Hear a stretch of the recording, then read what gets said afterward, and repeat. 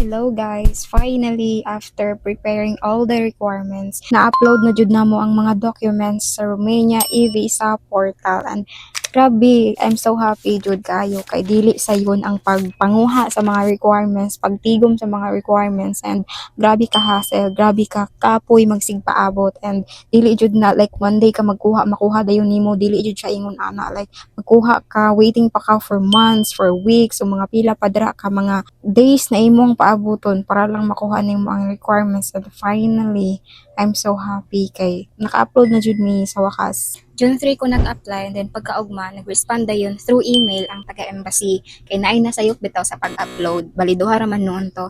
And then gi-correct na mo siya. Tapos pag another day na pod, dira na ko gihatagan og schedule for interview. So June 3 nag-apply, and then respond dayon pag 4-5, pagka 5 ko gitagaan og schedule, which is July 1 ang interview sa Makati, Manila. And while waiting, gilingaw-lingaw ra gyud na akong kaugalingon no kay grabe ka boring kana bitaw magpaabot ka mo samot og kadugay ang oras. So ang akong gihimo kay dool ra man ang mall diri sa Cebu, sige na lang ko like every day, sige na lang ko suroy-suroy, sige balik-balik sa mall, magpa-aircon, magsige ra lakaw-lakaw ana bitaw kay kung magstay man gud ko sa boarding house, grabe gyud siya kamingaw, and mas mudugay jud kaayo ang time.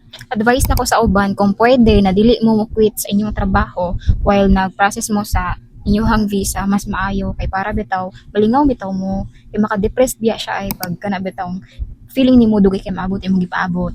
So need jud nimo to do something that makes you happy, do something that makes you busy para somehow malimtan nimo ang oras, and then di mo makuanan na nanay ka anahang anong time na imong gipaabot, nanay ka ana na month na imong gipaabot. So mas okay na busy ka kaysa anang wala ka gibuhat, like dugay jud kay siya maaabot jud ang time, as in.